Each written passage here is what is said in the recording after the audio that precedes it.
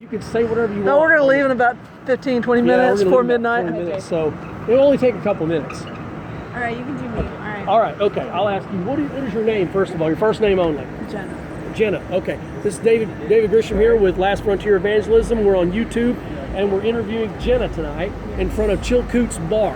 Chilcoot Charlie's. Coots.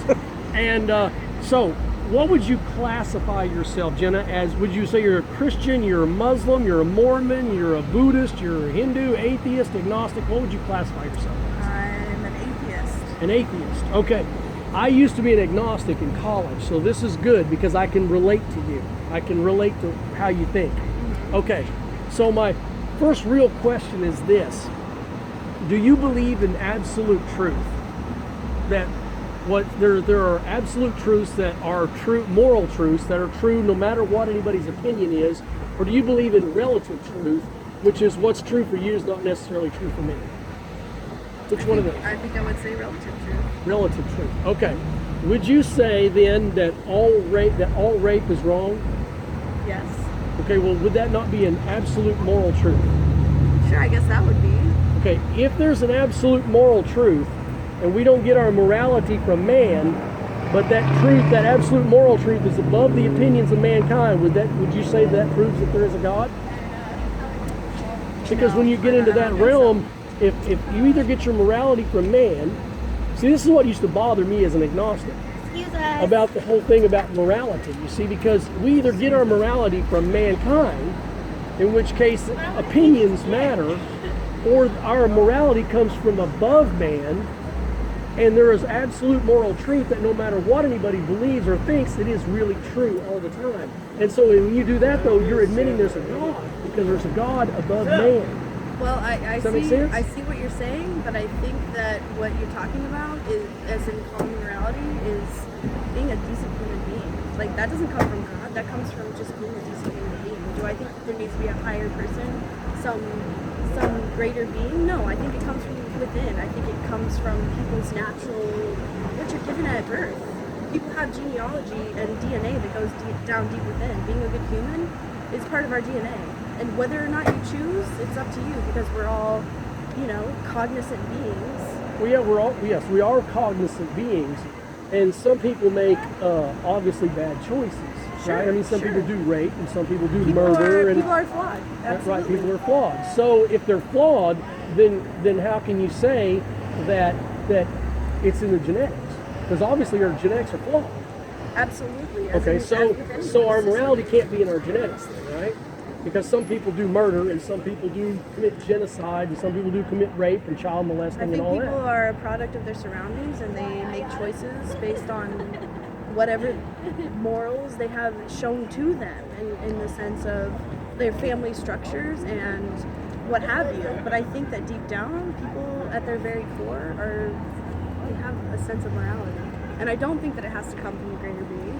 I think that it comes from people's compassion for their, cohabitants of this planet. Okay, but so what you're saying then is that you believe that it's the environment. I mean, it was genetics a minute ago. Now you're saying it's environment. Look, I work in social work, so I can see that people, become their versions of moral and right and wrong become distorted because they see a reality of life that maybe we are not going to see, or maybe we have. I don't know either of you very well. Mm-hmm. But people come from their parents, their families, and if those structures are not well put in place, they're going to have a distorted version of what moral and right and wrong is versus the three of us. Well, and what reality is. So what would be the standard then for the correct standard for raising a child to make sure that I mean, because again, we're falling back to absolute truth.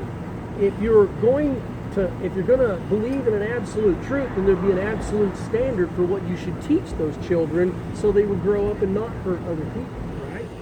Yeah. Because otherwise, I might teach my children that it's okay to do one thing, and you might teach yours okay to do another, she might teach them it's okay to do another thing, and then somebody But what gets does that shocked. have to do with a higher being? Well, because what I'm saying is this, is that a higher being, if I get my morals from us, we'll give you another example. let's say we're back in the year 1816 instead of 2016. Okay. Okay, and slavery's legal, and most people believe slavery is moral and it's okay, and it is legal, and we run across an escaped slave. Now the law says you're supposed to return that slave to his slave master. Now me, I believe in a higher moral authority, which is God. I don't care what the law says or what men say. I'm going to take that slave and I'm going to turn him free. I'm not going to return him to his master. I'm going to help him get free. And that's exactly what the abolitionist movement did with the Christians, and the Underground Railroad did. Sure, absolutely. So, but as an atheist, how can you justify doing that if you disagree with the morality of all those around you, the environment around you, and you disagree with the law? Where do you come up with the moral justification? Where's the source of that moral justification to turn that slave free? Well, I think for where you have God and Jesus, and you have that as your foundation, I have the compassion for human beings.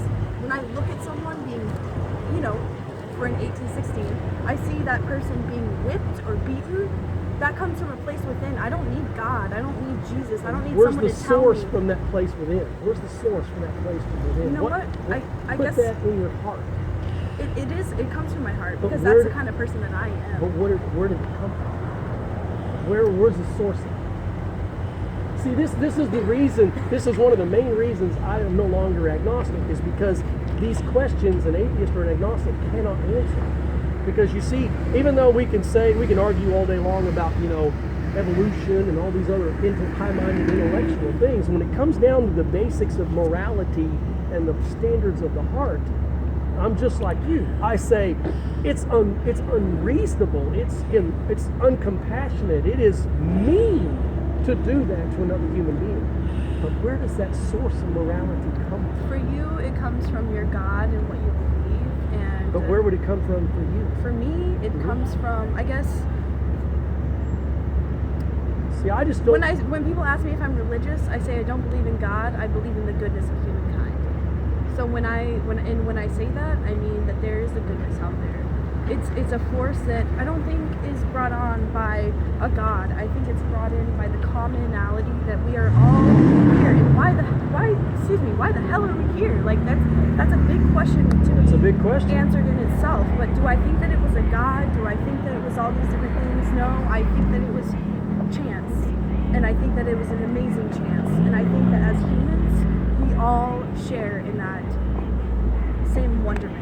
And some people want to justify it with religion, and I'm totally, I'm open to that. I'm open to all religions. Well, I understand that people right. want to call it different things. Well, as far as chance goes, the thing is like, for instance, we're talking about biology. Your DNA is 3 billion bit binary digital chemical code that determines who you are, how tall you are, you're female, what you look like, your hair color, eye color, everything is determined by 3 billion bits of information. Mm-hmm. Now, when I look at a 64-bit laptop like I have, and how sophisticated that is, and it has a designer, I have a real hard time looking at someone like you or her or my wife or even me in the mirror and think that I didn't have a designer when I've got a 3 billion bit processor in me. You see what I'm saying? Yeah, you're 3 a human billion computer. bit. Yeah. And it's not just 3 billion bits all thrown into a jumble.